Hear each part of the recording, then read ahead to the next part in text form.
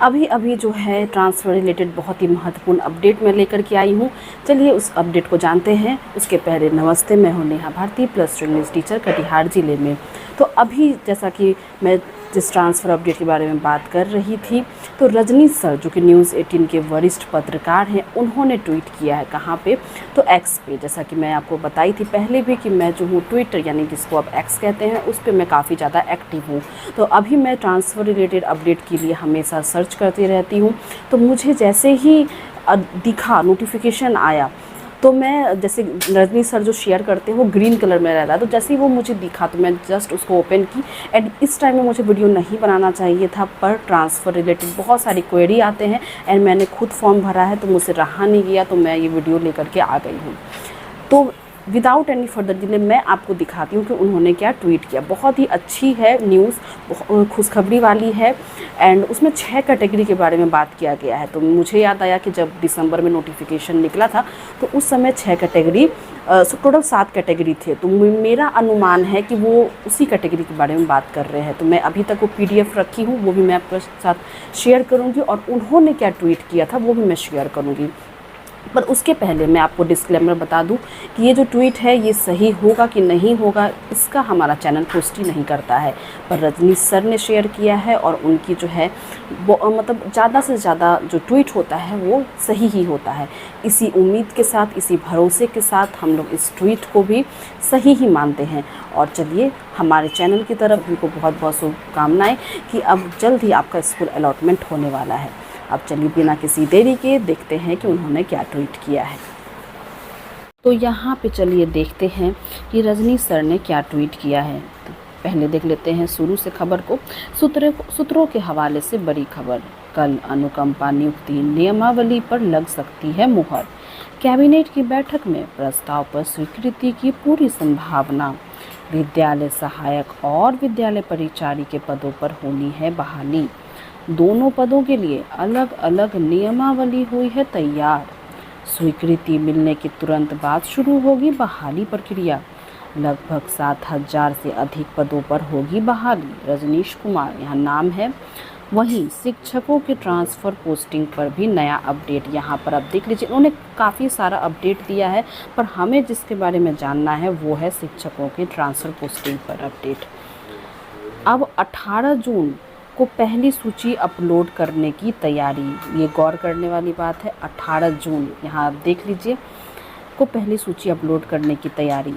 ई शिक्षा कोष पर पहले 6 कैटेगरी वाले देख सकेंगे स्कूल आवंटन। ये भी गौर करने वाली बात है कि 18 जून को जो पहली सूची अपलोड होगी, उसके बाद उसमें 6 कैटेगरी वाले ही स्कूल आवंटन देख सकेंगे स्टार्टिंग में। फिर 19 जून को भी ई शिक्षा कोष पर शेष बचे शिक्षक देख सकेंगे स्कूल आवंटन। और उसके बाद 18 जून ही सिर्फ नहीं, आपका 19 जून को भी जो भी शेष बच जाएंगे शिक्षक, वो स्कूल आवंटन अपना देख सकेंगे। उसके बाद 20 जून को लगभग सभी का इंतज़ार होगा ख़त्म। और जो 20 जून जो कि मैजिकल तारीख बोल सकते हैं 2025, उस दिन जितने भी शिक्षक बच जाएंगे उन सभी का इंतज़ार ख़त्म होगा, यानी कि उस दिन सभी का स्कूल अलॉटमेंट हो जाएगा।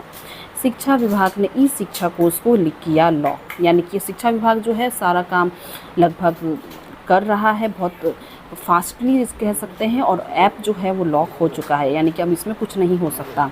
वहीं HM की पोस्टिंग को लेकर भी कल मिल सकती है खबर। हेडमास्टर की जो पोस्टिंग है जो कि काफ़ी समय से रुकी हुई है, उसको भी लेके कल जो है वो अपडेट मिल सकता है। तो अब चलिए मैं आपको दिखाती हूँ 6 कैटेगरी मेरे अनुसार क्या हो सकती है। तो आपको याद होगा जब दिसंबर में नोटिफिकेशन आया था फॉर्म भरने के लिए, तो उसमें आपका क्या था, टोटल 7 कैटेगरी दिया गया था। तो उसको हम लोग वापस से देख लेते हैं, क्योंकि 6-7 महीने हो गए हैं तो याद नहीं होगा।